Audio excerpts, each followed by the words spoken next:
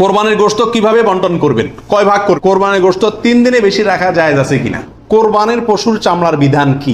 কোরবানির পশু অমুসলিমকে দেওয়া যাবে কিনা? কোরবানির গোশত শুকায়া রাখা জায়েজ আছে কিনা? কোরবানির পশুর কোনো অংশ বিক্রি করা জায়েজ আছে কিনা? কোনো কারণে কোরবানি করতে না পারলে, পশু কিনছেন কিন্তু কোরবানি করতে পারেন নাই, করবেন কি?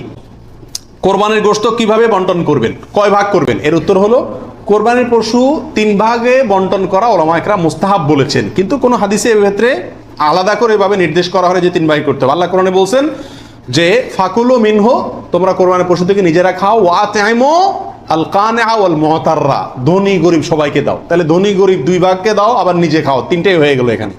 আয়াত থেকে 3 ভাগ মোটামুটি ভাবে ইঙ্গিতে বোঝা যাচ্ছে, কিন্তু এটা কোনো জরুরি কিছু না।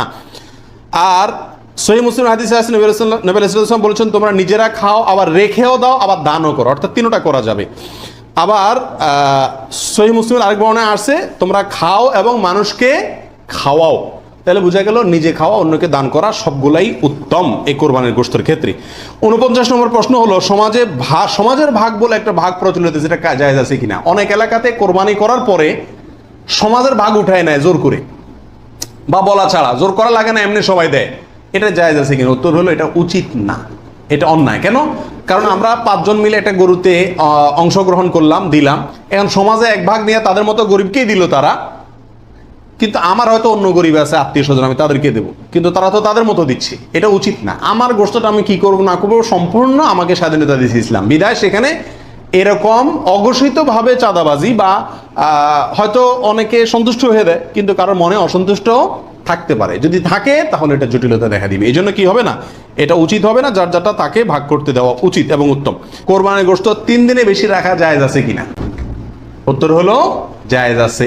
3 দিনে বেশি রাখা যাবে না এমন কোনো কথা নাই। কোরবানির পশুর চামড়ার বিধান কি? উত্তর হলো, কোরবানির পশুর চামড়া এটা নিজে ব্যবহার করতে পারলে সেটা করা উচিত। চামড়া প্রসেস করে ব্যবহার করতে পারলে এটা করা উচিত। কোথাও কোথাও মানুষ খায়, যদি খাইতে পারেন চামড়া পরিষ্কার করে, সেটাও আপনার জন্য ঠিক আছে। কিন্তু কোরবানির পশুর চামড়া বিক্রি করা হয় আমাদের দেশে বেশিরভাগ ক্ষেত্রে, এই কাজটা অনুত্তম কাজ, অনুচিত কাজ। কেন? কারণ কোরবানির গোশত এটাও বিক্রি করে আপনি টাকাটা দানই করে দিলেন, কিন্তু এটা উচিত না, বিক্রি করবেন না। আপনি হয় সরাসরি গোশত দিবেন, না নিজে খাবেন, দুটার একটা। বিধায় কোরবানির পশুকে আপনার কোনোভাবেই এটার কোনো অংশকে বিক্রি করে তারপর টাকাটা আপনি দানে করে দিলেন, কিন্তু বিক্রি করার দিকে না যাওয়াটাই উচিত। সরাসরি ওই জিনিসটা দান করলে সেটাই বেস্ট। কোরবানির পশু অমুসলিমকে দেওয়া যাবে কিনা? উত্তর হলো, কোরবানির গোশত অমুসলিমকে খাওয়ানো যাবে, অসুবিধা নেই। শরীয়তে কোথাও নিষেধাজ্ঞা নাই, অমুসলিমকেও খাওয়ানো যাবে।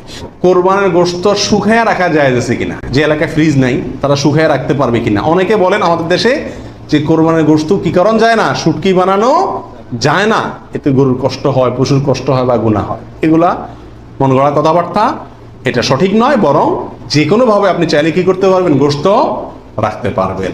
আল্লাহ সুবহানাহু ওয়া তাআলা আমাদের সবাইকে বিশুদ্ধ রূপে সঠিকভাবে কোরবানি করার তৌফিক দান করুন। কোরবানির পশুর কোনো অংশ বিক্রি করা জায়েজ আছে কিনা? চামড়ার ক্ষেত্রে এই কথা চলে আসছে অনেকাংশে, তাও পৃথক করে বলতে হয় যে না, কোরবানির পশুর গোশত, হাড্ডি, বুড়ি কোনো কিছু বিক্রি করা যিনি কোরবানি করছেন তার জন্য জায়েজ নাই, উচিত নাই। তবে যাকে আপনি দান করছেন গরিব মানুষ, সে যদি নিয়ে আবার বিক্রি করে দেয়, তার জন্য কি আছে? জায়েজ আছে। কোরবানির পশুর চর্বি অথবা হাড্ডি এগুলা বিক্রি করার একটা প্রথা আছে আমাদের, সেটা করা যাবে না। কোরবানির ঈদের আমি খেয়াল করছি ভ্যানালারা বাইর হয়, অতিরিক্ত চর্বিগুলো আছে, এগুলা কেজি দরে কিনে, হাড্ডি কিনে, এগুলাকে বিভিন্ন কাজে ব্যবহার করা হয়। তো আমাদের জন্য এগুলা বিক্রি করে নিজে খাওয়ার তো প্রশ্নই ওঠে না। যদি বিক্রি করে ফেলেন তাহলে এটা দান করে দিতে হবে গরিবকে। আর বিক্রি না করে ওইটা হয় এমনি আল্লাহর রাস্তায় কাউকে দিয়ে দিবেন, আর না হলে নিজে খাবেন, ব্যবহার করবেন, বিক্রি করবেন না।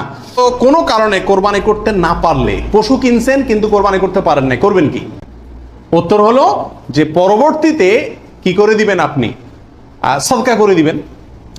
মৃত ব্যক্তির নামে কোরবানির বিধান কি? একটু আগে যেটা বললাম, অর্থাৎ শুধু মৃত ব্যক্তির নামে আলাদা কোরবানি দেওয়া জায়েজ অনেক উলামা ইকরাম বলেন, কিন্তু অনেক উলামা ইকরাম বলেন যারা মৃত ব্যক্তির সাথে জীবিত ব্যক্তির সাথে মৃত ব্যক্তিকে যোগ করে দেওয়া যাবে।